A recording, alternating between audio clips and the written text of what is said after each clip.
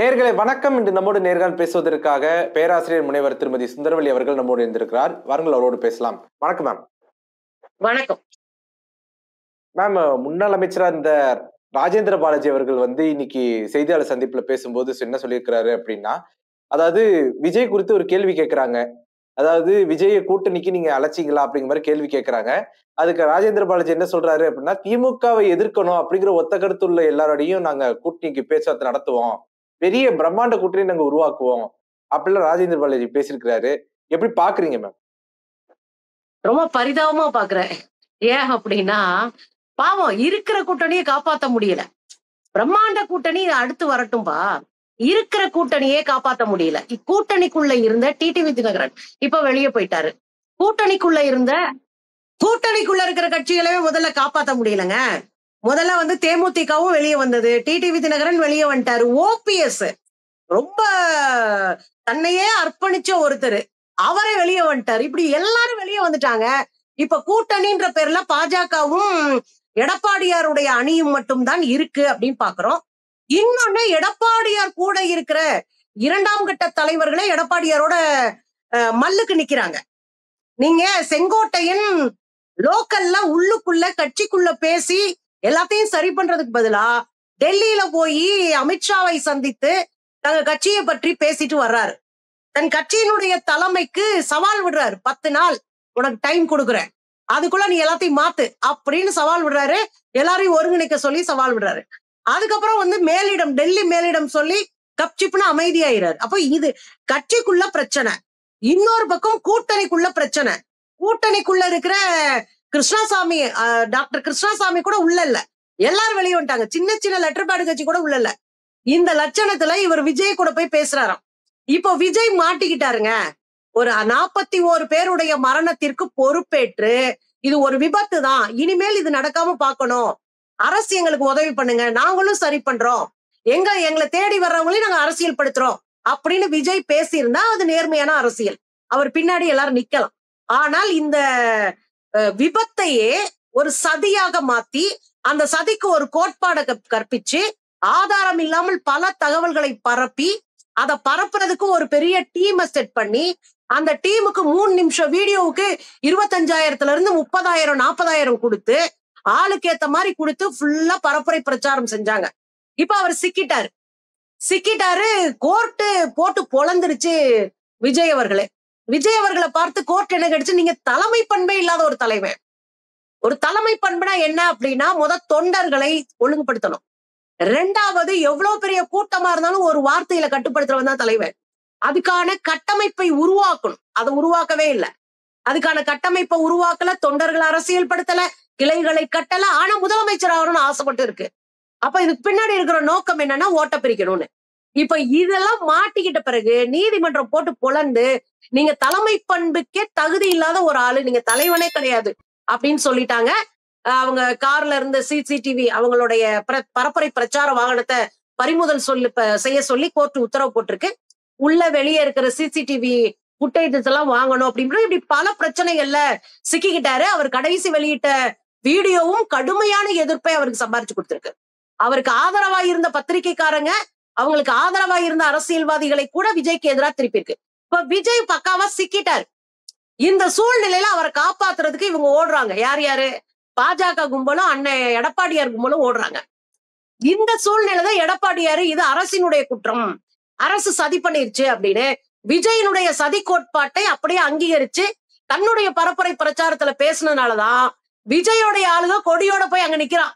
ஏன்னா விஜய் ஆட்களுக்கு அரசியல் தெரியாது, பாவம் அந்த குழந்தைங்களுக்கு ஒண்ணும் தெரியாது. 2வது போய் விஜய்க்கே ஒண்ணும் தெரியாது, விஜய் அண்ணாவே சும்மா ஒரு டம்மியா தான் இருப்பாருன்னு வச்சுக்கோங்களேன். ஆனா நம்ம என்ன பாக்குறோம்னா, அங்க விஜயோடைய மாவட்ட செயலாளர் பிளெக்ஸ் வைக்கிறாரு. இதெல்லாம் கூட்டி கழிச்சு பார்த்துதான் நாங்க பேச்சுவார்த்தை நடத்துறோம் அப்படின்றாங்க. இந்த பேச்சுவார்த்தை நடத்தி இவங்க ஜெயிச்சு, அதாவது பேச்சுவார்த்தையில ஜெயிச்சு இவங்க ஒரு கூட்டணியா அமைச்சு, அந்த கூட்டணி மெகா கூட்டணியா மாறி அது தமிழ்நாட்டுல ஒரு பெரிய மாற்றத்தை செய்யும் அப்படின்னா இன்னைக்கு அது நடக்க வாய்ப்பே கிடையாது. இது கனவு காண்றதுதான். யார் வேண்டுமென்றாலும் கனவு காணலாம். அதுல இவரு கனவு காண்றாரு, அதிமுக கனவு காணுது அப்படின்னு நம்ம புரிஞ்சுக்க வேண்டியதுதான் இந்த ஸ்டேட்மெண்ட்டை. இப்போ அதே ராஜேந்திர பாலாஜி சொல்றாரு, திமுக வந்து ஏதாவது ஒரு சம்பவம் நடந்துச்சு அப்படின்னா, உடனே அதுல அரசியல் ஆதாயம் தேட ஆரம்பிச்சிருது. அரசியல் ஆதாயம் தேடும் கட்சி திமுக அப்படின்னு பகிரங்கமா குற்றம் சாட்டியிருக்காரு. எப்படி பாக்குறீங்க? ராஜேந்திர பாலாஜி அண்ணாவுடைய பயங்கரமான சிஷ்யை நான்லாம். பயங்கர ரசிகை வேற. அவர் ஏதாவது போக்குமாக்கா பேசி சிக்கிவாரு. ஆனா பாவம். அவர் மேல நமக்கு ஒரு பரிதாபம் வந்துரும். அவரை நம்ம விட்டுருவோம்னு வச்சுக்கோங்களேன். இன்னைக்கு அவர் பேசியிருக்காரு என்னன்னா, அரசியல் ஆதாயம் தேடுகிறது. நான் ரொம்ப சிம்பிளா பாக்குறேங்க. 41 பேர் இறந்தாங்கல்ல. இந்த மரணத்துல அரசியல் ஆதாயம் தேடினது எது? முதல்வர் ஸ்டாலின் அவர்கள் நடுராத்திரி 1 மணிக்கு கிளம்பி 3 மணிக்கு போய் பாதிக்கப்பட்டவங்களை சந்திக்கிறாங்க. யாரையுமே அரசியலா அவர் பேசவே இல்லை இன்னைக்கு வரையும். இவங்களாலதான் இப்படியாச்சு, இவங்க வந்து இப்படியாச்சு. அவர் சொல்றாரு அரசியல் படுத்த வேணாம், இதை அரசியலாக்க வேணாம், இதை சரி செய்யறதுக்கான வேலைகள் நம்ம இறங்குவோம், நாளைக்கு இது மாதிரியான ஒரு மரணம் வராம தடுக்கிறதுக்கான வேலைகள்ல இறங்குவோம் அப்படின்னு ஒரு அரசு பேசுது. ஒரு அரசினுடைய முதலமைச்சர் பேசுறாரு. ஆனா அதிமுக என்ன பேசிட்டு இருக்கு?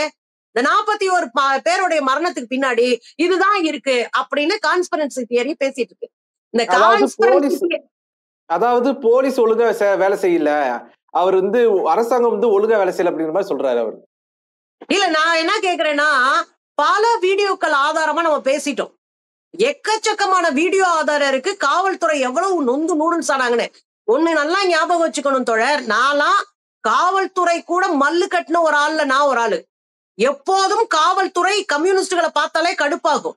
2வது விஷயம், காவல்துறையை எதிர்த்து போராடுறதே எங்க வாழ்க்கையில பெரும்பகுதி நாங்க செலவழிச்சிருக்கோன்றதா உண்மை. ஆனா இந்த இடத்துல காவல்துறை பட்ட பாட நம்ம கண்கூடா பார்த்திருக்கோம். அவ்வளவு அழகா மனித சங்கிலி மாதிரி போட்டு மக்களை ஒரு ஓரமா நிப்பாட்டி நல்ல ரோடு வசதியா விட்டு வெயிட் பண்றாங்க. விஜயோடைய வாகனம் வந்துருச்சுன்னு தெரிஞ்சோடனே காவல்துறையில இருக்கிற அத்தனை துறையும் தள்ளி விட்டுட்டு ஓடுறாங்க ஒரு பக்கம். இன்னொரு பக்கம் ஆம்புலன்ஸ் வண்டி வருது. எடப்பாடியார் தூண்டி விட்டார்ல அரசியல், ஆம்புலன்ஸ் அரசியல். அந்த ஆம்புலன்ஸ் அரசியல் இந்த 41 பேர்ல பல பேரை கொண்டிருக்கும். நான் குற்றச்சாட்டு வைக்கிறேன் எடப்பாடியார் மேல. ஆம்புலன்ஸ ஒரு ஒரு குற்றச்செயலுக்கான ஒரு கருவியா மாத்தி, ஆம்புலன்ஸ் வந்தாலே அது அரசினுடைய உள்ளடி வேலை என்கிற ஒரு பொது கருத்தை உருவாக்கி வச்சிருக்கனால இங்க ஆம்புலன்ஸ் காப்பாத்த வந்த ஆம்புலன்ஸ், நீங்க பத்திரிகையாளர் உங்களுக்கு தெரியும், ஒரு ஆம்புலன்ஸ காப்பாத்த வந்தவர் ஒருத்தர் சட்டை இல்லாம வந்துட்டாரு. எதுக்கான்னு கேட்டா, இதுக்கு முன்னாடி காப்பாத்தின ஒரு அம்மாவுக்கு உடம்புல துணியே இல்ல. அப்ப உடம்புல துணி இல்லன்னு போது இந்த சட்டையை எடுத்து அந்த அம்மாவுக்கு போட்டு விட்டு இவர் சட்டை இல்லாம ஓட்டிட்டு இருக்காரு. அவரை போட்டு அடி அடி அடின்னு அடிச்சு எல்லா வேலையும் பார்த்ததான் இந்த குரூப். இன்னொரு இடத்துல இந்த இதே என்னது தமிழக தற்கொலை அப்படியே வருது. தமிழக தற்கொலை கழகம்ன்றது கரெக்ட் தான். ஆனா தமிழக வெற்றி கழகத்தினுடைய மாவட்ட செயலாளர்கள் அவங்க என்ன பண்றாங்க, ஒரு கருப்பு கலர் கார்ல வந்து போலீஸ் கிட்ட வம்பிழுக்கிறாங்க. அதாவது சினிமா படத்துல நம்ம அண்ணன் செய்வார்ல விஜய், அது போலவே வந்து சட்டையெல்லாம் ஏத்தி விட்டு என்ன அப்படின்னா சினிமான்னு இவங்களுக்கு தெரியல, போட்டு பொழந்துருவானுங்கன்னு. அப்பதான் என்ன பண்றாரு, ஒரு டிஎஸ்பி உள்ள வந்து பொலேர்னு புடனையில போட்டு, என்னடே நாங்க என்ன சூழல்ல இருக்கோம், எத்தனை பேரை உயிரை காப்பாத்துறதுக்கு நாங்க போராடிக்கிட்டு இருக்கோம், என்ன சூழல் இருக்கு, எத்தனை பேர் சாக போறாங்கன்னு தெரியல, இது புரியாம உட்காந்துட்டு ஆம்புலன்ஸ மறிச்சுக்கிட்டு என்ன இதா பண்ற, ஓடுறா அப்படின்னு அடிச்சு ஓட விட்டு வண்டி எடுக்க வச்சாரா. அந்த வீடியோ நீங்க பாத்திருப்பீங்க. அப்ப இதெல்லாம் நீங்க வச்சு பார்க்கும்போது காவல்துறை உள்ளுக்குள்ள அவ்வளவு வேலை பார்த்திருக்கிறாங்க. காவல்துறையை மீறி அத்துமீறி உள்ள போய் ஒரு ரசிக கூட்டம் நின்னுதான் இந்த பெரிய இதை இழுத்து விட்டுருச்சு. 2வது, விஜய்க்கு பொறுப்புணர்வு இல்ல. வர்ற வழியில மக்கள் சொல்ற குற்றச்சாட்டு, அவர் வந்து வண்டியவே திறந்து வைக்கலப்பா, குறைஞ்சபட்சம் ஜன்னலை திறந்து வச்சு குறைஞ்சபட்சம் டாட்டா காட்டினா பாத்துட்டு போறவன் அந்த பக்கம் அப்படியே போயிருப்பான், அவன் ஏன் உள்ள வர போறான். அப்ப விஜயோடைய நோக்கம், புசியானந்தனுடைய நோக்கம், நேத்து கூட ஒரு ஆடியோ ரிலீஸ் ஆச்சு, நீங்க கேட்டிருப்பீங்க. அந்த ஆடியோல என்ன சொல்றாங்கன்னா, எல்லாரையும் கூட்டம் கூட்டணும், உங்க தொகுதியில உங்க ஏரியாவில எவ்வளவு பேரை கூட்ட முடியுமோ அவ்வளவு பேரை கூட்டிட்டு வாங்கன்ற ஒரு ஆடியோ வெளியாச்சு. அப்பதான் நம்ம கூட்டம் காட்ட முடியும்ன்ற ஆடியோ நேத்து வெளியாச்சு. அப்போ ஒரு விஷயம் புரியுது, கூட்டம் காட்டணும்னு இவங்களுடைய நோக்கமா இருக்கு. இத மறைமுகமா புசியானந்த் இவங்ககிட்ட சொல்லி அவங்களை கூட்டம் கூட்ட வைக்கிறாரு. இதுக்கு இடையில டிஎஸ்பி போய் மறிக்கிறாரு. இந்த வண்டியை மறிச்சு, பிரச்சார வாகனத்தை மறிச்சு உள்ள போகாதீங்கன்றாரு. உள்ள போனீங்கன்னா பெரிய கூட்டம் இருக்கு, அது இந்த வண்டியே பெரிய வண்டியா இருக்கு, இந்த வண்டியும் உள்ள போச்சுன்னா பெரிய இழப்பை சந்திக்கிற மாதிரி இருக்கும், தயவு செஞ்சு ஒரு 50 மீட்டருக்கு முன்னாடியே நிப்பாட்டுங்க, மக்கள் இங்க இருந்தே கேட்கட்டும் அப்படின்னு அவர் சொல்றாரு. இல்லன்னு மறுத்துட்டு உள்ள போறாங்க. அப்ப போலீஸ் தடுக்குது, போலீஸ் மக்களை பாதுகாக்குது, போலீஸ் மக்களை தோல்ல தூக்கிட்டு ஓடுது. வாகனத்தை மறிக்கிறவங்க ஆம்புலன்ஸை மறிச்சவங்களோட சண்டை போட்டு ஆம்புலன்ஸ்ல மக்களை ஏத்தி விட்டு காப்பாத்து. இதை விட என்ன ஒரு போலீஸ் செய்யணும் இவங்களுக்கு? இப்ப இந்த குறைந்தபட்சம் இந்த வீடியோ கூட பாத்திருக்க மாட்டாரா எதிர்கட்சி தலைவர்? அப்ப இத கூட பார்க்காம ஒரு அரசியல் பேசிட்டுறாரா? அப்ப அண்ணன் எடப்பாடியார் அரசியலுக்கு லாயக்கற்ற தற்கொலை தலைவரா மாறிட்டாரா?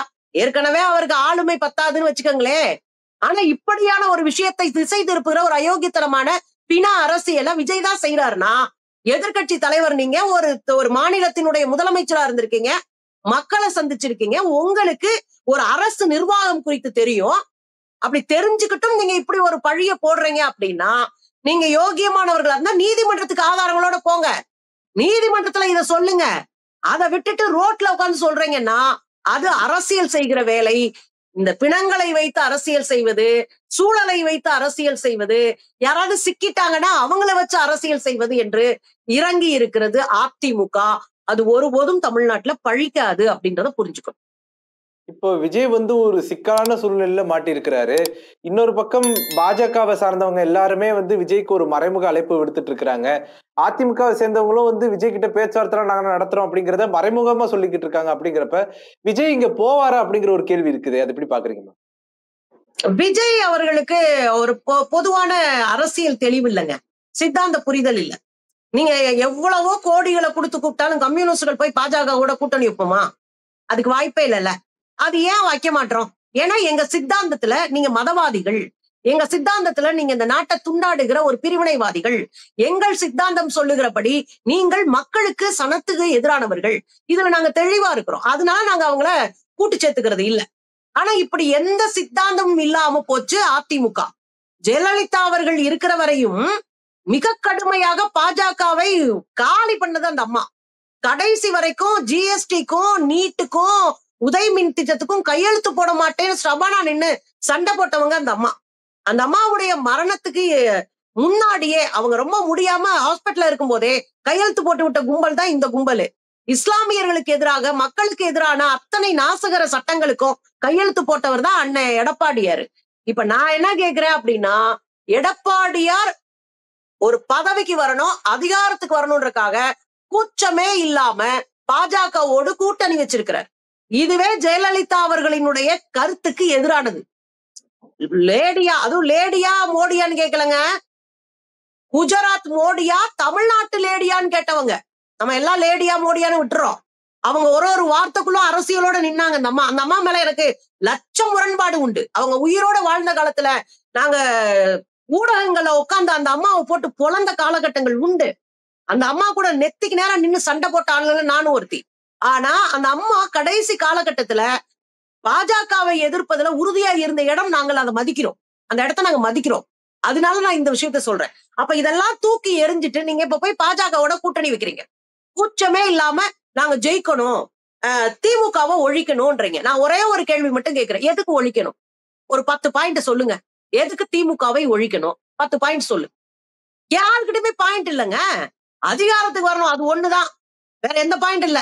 அதனால இந்த கும்பல்லாம் யாரு கூட சேர்ந்தாவது நாங்க வந்து ஆட்சிக்கு வரணும்னு விஜய் கிட்ட காலில் விழுந்துட்டு இருக்கிறாங்க. விஜய் சிக்கி இருக்கிறாரு. இப்ப சிபிஐ கேட்டிருக்காங்கல்ல பாஜக, அது விஜயை கண்ட்ரோல்ல எடுக்கிற ஒரு வேலை. நீங்க எதுக்காக பாஜக விஜய் மேல இவ்வளவு அக்கறை காட்டுது? ஏன் எச் ராஜா ஓடி வராருங்க, நான் விஜய பாதுகாப்பேன்றாரு. எச் ராஜா ஓடி வரும்போதே சந்தேகப்பட்டுறணும். சர்ச்சை வந்துச்சு. ஆமா, இது ரொம்ப ரொம்ப கவனமா பார்க்கணும். எச் ராஜா ஓடி வர்றாருன்னா அதுக்குள்ள ஏதோ ஒரு உள்ளடி வேலை. குஷ்பு அக்கா வர்றாங்கன்னா அதுக்குள்ள ஒரு உள்ளடி வேலை இருக்கு. வானதி வர்றாங்கன்னா உள்ளடி வேலை இருக்கு. ஒரு உண்மை கண்டறியும் குழுவை இவங்க அனுப்புறாங்கன்னா தமிழ்நாட்டுக்கு ஏதோ ஒரு ஆப்பு வைக்க ட்ரை பண்றாங்க. இதெல்லாம் நமக்கு தெரிஞ்சிருந்தா நம்ம அரசியல்வாதிங்க. இதெல்லாம் எங்களுக்கு தெரியும், ஏன்னா நாங்க அரசியல்வாதிங்க. இது தெரியவே தெரியாதுன்னு நம்பிக்கிட்டு எப்படியாவது ஒரு கூட்டணியை வச்சு பாத்துக்கலாம் அப்படின்னு நினைக்கிறாங்க. பாவம் விஜய்க்கு என்னன்னா இந்த பிரச்சனையில இருந்து வெளியே வரணும். விஜய் ஒரு பலியாடு தாங்க, அவருக்கு அரசியல்லாம் தெரியாது. அவர் ஒரு பலியாடு.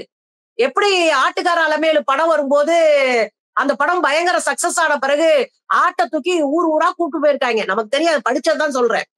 ஆடை கூப்பிட்டு ஊர் ஊரா கூட்டிட்டு போயிருக்கிறானுங்க. அப்பயும் நம்ம மக்கள் ஆட்டை பாக்குறது குமிஞ்சிருக்கிறானுங்க. அதே போல ஒரு பலியாடுதான் விஜய். இந்த ஆட்டையும் பாக்குறது கூடுறாங்கன்னு வச்சுக்கோங்களேன். இப்ப விஜய்க்கு அரசியல் தெரியாதனால அவர் முடிவெடுக்க தெரியாது. அப்ப கூட இருக்கிற கும்மி அடிக்கிற கும்பல் இருக்குல்ல, ஆதவர்ஜுனா இருக்கட்டும், அவர் 2 கேஸ் இருக்கு சிபிஐல. அவங்க மாமனார் மேல ஒண்ணு, இவர் மேல ஒண்ணு சிபிஐ இருக்குது. இதே விஜய்க்கே இன்கம் டாக்ஸ்ல பிரச்சனை இருக்குன்னு அவர் மேல ஒரு வழக்க பொருளாதார இது வந்து போட்டிருக்கு, இன்கம் டாக்ஸ் போட்டிருக்கு. அதுல 1.5 கோடி ரூபாய் ஃபைன் கட்ட சொல்லியிருக்கு. இந்த வழக்கு ஆல்ரெடி இருக்கு. இதுல இந்த 41 பேருடைய மரணம் ஒண்ணு இருக்கு. இந்த வழக்கு தமிழ்நாட்டுல நடந்தா விஜய் தப்பிக்கலாம். ஏன்னா யார் மேல குற்றங்க? கூட்டம் கூடி அது நடந்த ஒரு ஆக்சிடென்ட். நான் அப்படிதான் அதை பாக்குறேன். விஜய் வந்து இன்னும் கவனமா இருந்திருக்கணும்ன்றதா நம்மளுடையது. இன்னும் ஒழுங்குபடுத்துங்க, இன்னும் தெளிவாங்கன்னு நம்ம சொல்லிட்டு இருக்கோம். விஜய் ஒரு கான்ஸ்பிரன்சி தியரி கொண்டு வரும்போது போட்டு அடிக்க வேண்டிய இடத்துக்கு நம்ம தள்ளப்படுறோம். அதுதான் இங்க நடந்துட்டு இருக்கு. இது ஒரு ஆக்சிடென்ட்னு முடிஞ்சிடும் தமிழ்நாட்டுல இது விசாரணைக்கு வந்தா. விஜய் இதை சிபிஐக்கு எடுத்துட்டு போனார்னா மொத்தமா பாஜக கும்பல் விஜயை சுருட்டி பையில வைப்பாங்க. அப்ப அவரை மிரட்டி அவரை அடிபணி வைப்பாங்க. விஜய் ஒரு கட்டத்துல வேற வழியே இல்லாம மிரட்டி அடிபணிய வச்சாங்கன்னா அடிபணியதுக்கு வாய்ப்பும் இருக்கு, இல்லன்னா சொல்ல முடியாது. ஏன்னா தெரிச்சு 3 நாளைக்கு முன்னாடி ஓடி போனார் இல்லைங்க. 41 பேர் செத்து போனாங்க. 3 நாளா வீட்டுல போய் மல்லா கடிச்சிட்டு அதுக்கப்புறம் வந்து ஒரு வீரவசன வீடியோ போட்டு மொத்தமா கொட்டு வாங்கினார்ல. சோ இவருக்கு அரசியல் தெரியல பாவம். நம்ம என்ன வச்சுக்கிட்டா வஞ்சகம் பண்றாரு. நம்ம என்ன சொல்றோம், யாருமே சினிமாக்காரங்க எல்லாம் அரசியலுக்கு வரக்கூடாதுன்னு நம்ம சொல்லவே இல்லை. சினிமாக்காரர்கள் பேசிய அரசியல் பெரிய அளவுல மக்கள்கிட்ட போய் சேர்ந்திருக்கு. எம்.ஆர். ராதா பேசலையா? ஐயா இவரு பேரு கலைவாணர் என்.எஸ். கிருஷ்ணன் பேசாத அரசியலா? ஏங்க எத்தனை உலக சினிமாக்கள்ல பேசாத அரசியலா? கலைஞர்கள் அரசியல் பேசணும், அதுல எனக்கு மாற்று கருத்து இல்ல. நீங்க அரசியலுக்கு நேரடி அரசியலுக்கு வரணும்னா தாராளமா வாங்க. ஆனா அதற்கான ஒரு கட்டமைப்பை உருவாக்குங்க, அரசியல் படுத்துங்க, நீங்க அரசியலை கத்துக்கோங்க. இதெல்லாம் செய்யாம நான் முத வருஷம் கட்சி அமைப்பேன், 2வது வருஷம் மாநாடு நடத்துவேன், 3வது வருஷம் வந்து நான் முதலமைச்சர் ஆயிடுவேன். இதென்ன சினிமாவா? நான் பால் மாடை வாங்குவேன், கட்டுவேன், பால்கோவா காய்ச்சுவேன், 5 ஸ்டார் ஹோட்டல் கட்டுவேன், அப்புறம் நான் பெரிய என்ன அது? இதெல்லாம் சினிமாலதான் நடக்கும், நாட்டுல நடக்காது, வாய்ப்பில்லை அரசியல்ல. அப்ப இதெல்லாம் புரிஞ்சுக்கிட்டு நிக்கிற ஆளு விஜய் கிடையாது. சோ விஜய மிரட்டி சம்மதிக்க வைக்க வாய்ப்பு இருக்கு 1. 2வது விஜய மிரட்டி ஓட்டு பிரிக்க வைக்கிறதுக்கான தந்திரமும் இருக்கு. நேரடியா விஜய் இவங்களோட போய் சேர்ந்தா மக்கள் வந்து ஒவ்வாமையில போயிருவாங்க. அது என்னங்க விஜய் இப்படி நேரடியா போய் பாஜக சேர்ந்துட்டாரு அப்படின்னு ரசிகர்கள் பெருமக்கள் கொந்தளிக்க ஆரம்பிச்சிருவாங்க. அப்ப நேரடியா போக வேணாம் நீ. இதெல்லாம் ஏற்கனவே ரஜினிகாந்த் கிட்ட துக்ளக்ல பத்திரிகையினுடைய ஆசிரியரா இருக்கிற ஆடிட்டர் குருமூர்த்தி ஏற்கனவே ரஜினி கிட்ட பேசியிருக்காரு. நீங்க நேரடி அரசியலுக்கு வராட்டாலும் பரவாயில்ல, கருத்தியெல்லாம் நின்று எங்களுக்கு சப்போர்ட் பண்ணுங்க. ஒருவேளை விஜய் அந்த இடத்துக்கு கொண்டு வருவாங்க. நீங்க வந்து நேரடி எங்க கூட கூட்டணி கூட வைக்க வேண்டாம், வேணா நீங்க ஓட்ட பிரிச்சு விட்டுருங்க, ஓட்ட பிரிச்சா பலவீனமாக்கி விட்டுறலாம் எதிரிகளை, அந்த வேலையை நீங்க செய்யுங்கன்னு கூட சொல்லலாம். இப்படி 2 அசைன்மெண்ட் இருக்கு, எதுலயாவது ஒண்ணுல விஜய் தலையிட்டு தான் ஆகணும் அப்படின்ற பலி இடத்துக்கு தான் போயிருக்கிறாரு. அது நடக்கிறதுக்கு வாய்ப்பு இருக்கு. ஆனா ஆட்சியை பிடிக்கிறதுக்கான வாய்ப்பு இங்க கிடையாது. உங்களுடைய நேரத்தை ஒதுக்கி எங்களோட கருத்துல பந்தமைக்கு நன்றிங்க மேம். மகிழ்ச்சி, நன்றி.